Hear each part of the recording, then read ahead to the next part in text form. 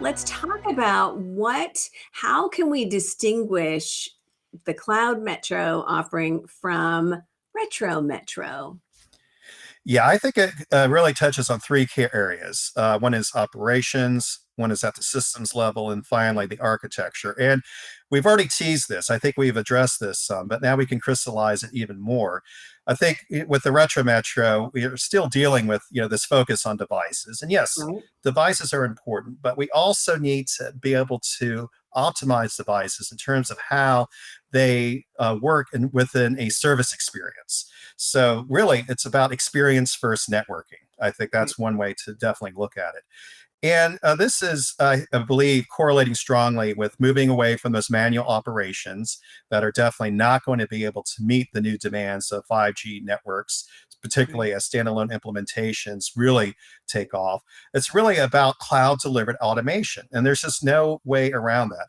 And what's interesting is that I think we definitely saw the cloud players step up also at the show. That there's more keen interest in Yeah. working with the operators. And it's going to vary from operator to operator to what magnitude they want to work with the cloud providers. They already are. The magnitude is about how much of the capabilities they want to entrust to a third-party cloud provider.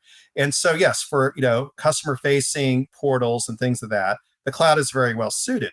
But when it comes to core network functions, it's going to vary. You have, for example, one player like Verizon saying, we're going to keep this in-house.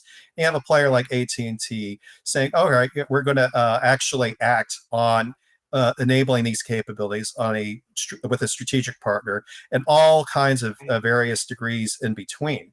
And what this is leading to is that the systems are no longer about just traffic aggregation, but enabling these feature sets that make scaling and aggregation a lot more flexible. That is, it's tuned to workload optimization.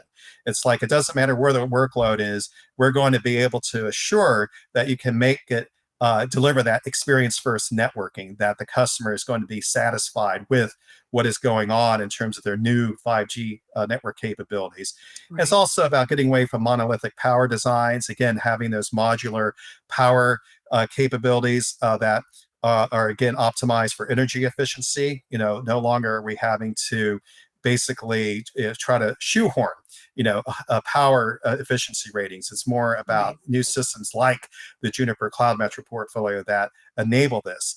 And then finally, the architecture. We already touched on being able to scale out and also scale up at a much more massive level, but it's also about things like not relying on passive assurance anymore. It's about having that active assurance that can enable things like proactive monitoring, being able to alert the CSP monitoring teams about emerging cybersecurity threats, because as we know, with the transition toward clouds, they have a more exposed surface attack. And so you definitely need that zero trust, zero architecture built in from the beginning.